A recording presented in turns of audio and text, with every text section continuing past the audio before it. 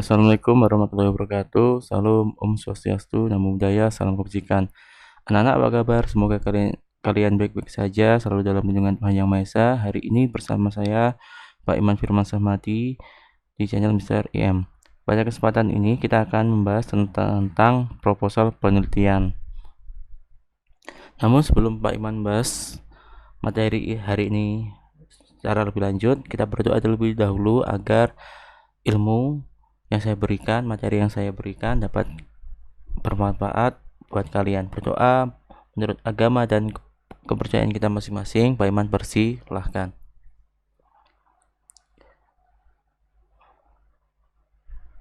Amin. Berdoa selesai. Baik, langsung saja. Seperti yang Pak Iman bilang tadi, kita akan bahas tentang proposal penelitian. Namun sebelumnya Pak Iman mengingatkan untuk tetap menjaga protokol kesehatan dan dipersiapkan bukunya, alat tulisnya, dan lain sebagainya. Langsung saja, kita tahu bahwasanya di dalam satu proposal terdapat kerangka. Jadi di dalam proposal penelitian yang Pak Iman sampaikan pada hari ini kurang lebih seperti ini proposal penelitian. Jadi yang pertama ada judul penelitian. Lalu bab 1 pendahuluan, ya kan? Bab 1 pendahuluan itu ada 1.1 latar belakang sampai manfaat penelitian. Untuk tugas atau materi pada video ini Pak Iman khususkan untuk membahas bab 1 terlebih dahulu. Jadi nanti ketika bab 2 dan bab 3 nanti akan kita bahas pada pertemuan lebih lanjut jika ada waktu dan kesempatan. Karena waktu kita mepet ya, jadi Pak Iman hanya memfokuskan di bab 1 terlebih dahulu. Jadi bab 1 itu judulnya adalah pendahuluan, yang mana terdapat latar belakang, rumusan masalah, tujuan penelitian, dan manfaat penelitian. Nah, setiap bab 1 pendahuluan ini bab 1 ini harus ditulis bab 1 pendahuluan. Lalu untuk isinya, karena ini isi ya kan, maka harus ditulis 1.1. 1 itu menunjukkan bab 1. Titik itu menunjukkan bagian, 1 ini menunjukkan dari poin atau isi dari pendahuluan yang ada di bab 1. Berarti kalau 1.1 berarti ini isi dari bab 1. Itu maksudnya isi pertama dari bab 1. Kalau 1.2 ini berarti isi kedua dari bab 1. Begitu cara membacanya. Lalu bagaimana yang 1.41? Berarti maksudnya adalah ini satu yang depan ini adalah bab, menunjukkan bab. Yang 4 ini menunjukkan poin dari bab. Yang belakangnya, angka belakang ini menunjukkan dari poin dari isi dari bab 1. Jadi 1.41 berarti poin yang menunjukkan isi keempat dari bab 1. 1.4.2 berarti poin kedua yang menunjukkan isi keempat dari bab 1. Itu maksudnya. Nah, di dalam bab 1 ini ada latar belakang, rumusan masalah, tujuan penelitian, dan manfaat penelitian. Kita akan bahas satu-satu terlebih dahulu biar kalian paham. Pertama kita akan bahas tentang judul penelitian. Judul penelitian itu melihat hubungan antar dua variabel. Misal ada variabel A dan variabel B. Nah, di antara dua variabel ini harus fokus kepada objek penelitian. Objek penelitian itu bisa meliputi tujuan penelitian, tempat penelitian, maupun subjek penelitian. Ini bebas, kalian pilih yang mana. Lalu hubungan, karena ada dua variabel, maka hubungan itu bisa contohnya pengaruh, peranan, dan strategi maupun yang lainnya. Contoh, pengaruh variabel A terhadap variabel B bagi subjek penelitian apa, seperti itu. Nanti Pak Iman contohkan di belakang. Sekarang jelas hubungan ini, pengaruh kan menunjukkan satu hubungan. Variabel A menunjukkan ini tadi ya, dua variabel A terhadap variabel B. Ini tujuannya bagi apa? mohon maaf, ini objeknya itu kalian mau membahas apa, apakah membahas tentang tujuan atau membahas tempat penelitian ataukah membahas tentang subjek penelitian, seperti itu. Jadi ini cara atau rumus dalam membuat judul penelitian. Lalu setelah judul penelitian, maka kita akan membahas tentang latar belakang. Latar belakang itu melihat suatu permasalahan. Jadi latar belakang atau tadi 1.1 itu melihat permasalahan. Isi yang ditulis itu adalah berkaitan permasalahan. Biasanya para penulis itu pertama pasti memasukkan fakta. Jadi fakta permasalahan itu seperti apa? Fakta itu yang benar-benar terjadi. Lalu isunya. Jadi ketika fakta ini kan pasti ada isu nih. Isu apa yang berkembang di masyarakat. Lalu dampaknya apa dari isu permasalahan yang kalian tuliskan itu. Jadi ini semua antara 1, 2, 3 ini merupakan saling berkaitan. Ini merupakan contoh dari latar belakang. Jadi latar belakang itu melihat satu permasalahan. Lalu yang selanjutnya adalah rumusan masalah. Rumusan masalah itu isinya adalah pertanyaan, berupa pertanyaan-pertanyaan. Jadi kan rumusan masalah tadi kan ditulis 1.2, ya kan? Nah, isinya itu berupa pertanyaan. Pertanyaan ini harus sesuai dengan judul penelitian. Dan pertanyaan ini melihat dari latar belakang yang kalian kembangkan tadi. Jadi ini saling berkaitan ya antara latar belakang dengan rumusan masalah. Jadi begitu cara membuat suatu rumusan masalah. Lalu selanjutnya adalah terkait tujuan penelitian, yaitu 1.3. Tujuan penelitian itu berkaitan dengan rumusan masalah. Ketika rumusan masalahnya ada 2, maka tujuan penelitian juga harus ada 2. Tujuannya apa? Agar mengetahui hubungan antar variabel yang kalian tulis itu. Jadi hubungan seperti apa? Sejauh mana hubungan antar variabel yang kalian tuliskan itu? Tentunya hubungan antar variabel ini harus sesuai dengan rumusan masalah yang kalian tuliskan tadi. Ini merupakan cara membuat tujuan penelitian. Lalu selanjutnya yaitu kita akan bahas tentang manfaat penelitian. Manfaat penelitian ini harus menunjukkan pentingnya penelitian.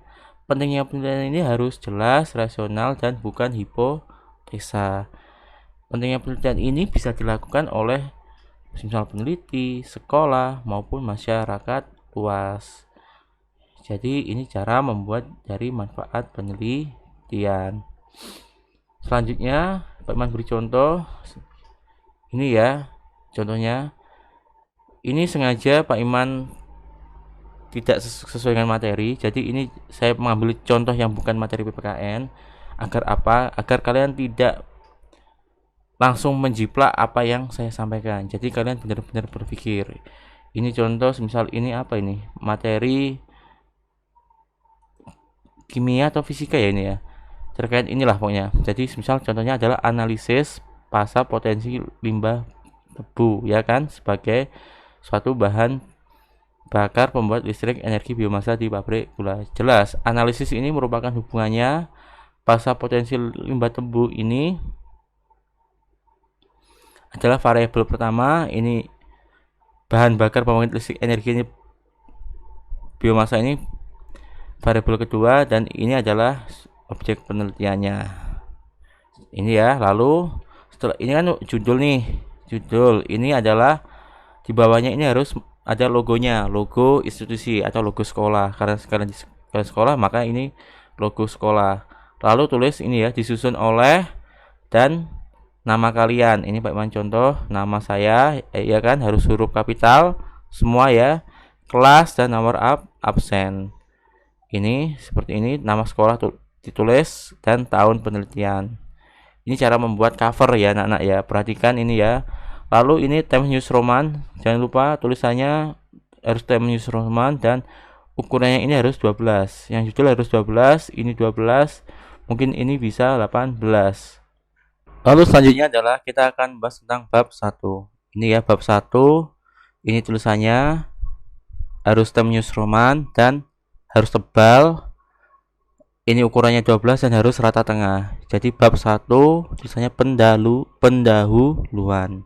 Rata tengah semua ya antara ini bab 1 dengan pendahuluan. Lalu jaraknya ini sama ini perhatikan ini 0. Mohon maaf 1.0 ya kan. Lalu ini dengan ini itu jaraknya adalah sebenarnya Pak Iman 1,5. Jadi harus sesuai dengan jaraknya. Ini bab 1 pendahuluan rata tengah ya, sudah rata tengah dan tebal. Lalu 1.1 latar belakang. Ini minimal harus 3 alinea ya kan. Perhatikan ini contohnya. Dan setiap alinea harus menjorok anak-anak, menjorok ke dalam, harus menjorok ke tepi. Ini contohnya memang sedikit ya kan, tapi satu linia ini minimal harus 8 baris. Jadi harus ada 8 baris nih. 8 baris itu seperti apa Pak ini?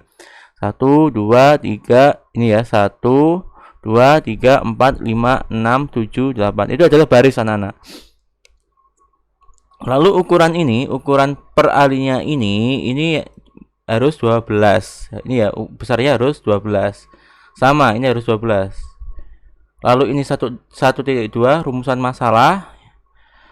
Karena tadi rumusan masalah berkaitan pertanyaan tentang latar belakang, maka ini 1.2 rumusan masalah, maka pertanyaan 1 berarti 1.2.1. Bagaimana potensi ini ya sesuai dengan latar belakang dan judul penelitian kalian. 1.2.2 ini ya. Jadi pertanyaan kedua yang berkaitan dengan latar belakang dan judul penelitian. Ini tujuan penelitian, silahkan dilihat 1.3 ukuran 12. Ini 1.3.1 berarti ini poin ke pertama dari 1.3 yaitu tujuan penelitian. Ini ya untuk mengetahui perhitungan 1.3.2 poin kedua dari 1.3 yaitu tujuan penelitian. Ini silakan disimak baik-baik agar kalian ketika menuliskan proposal penelitian tidak salah. Lalu ini manfaat penelitian harus ditulis seperti ini, penulisan dalam penelitian. Mohon maaf ya, ini salah.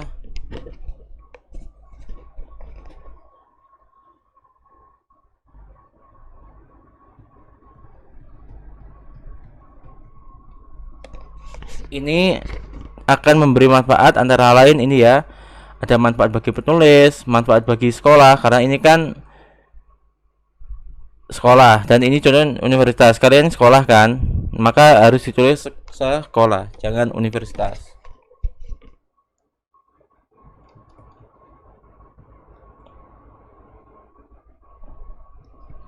Sekolah dan manfaat bagi masyarakat maupun industri. Ini contoh dari teknik elektro. Karena kalian masih sekolah, maka sesuaikan dengan yang Pak Iman sampaikan di PowerPoint yang tadi. Ini kurang lebih seperti ini nanti bentuknya, silahkan dikembangkan sendiri ya kan. Rule-nya seperti ini, aturannya seperti ini, jangan sampai tidak sesuai dengan ini. Mungkin kalian kembangkan sendiri isinya ya.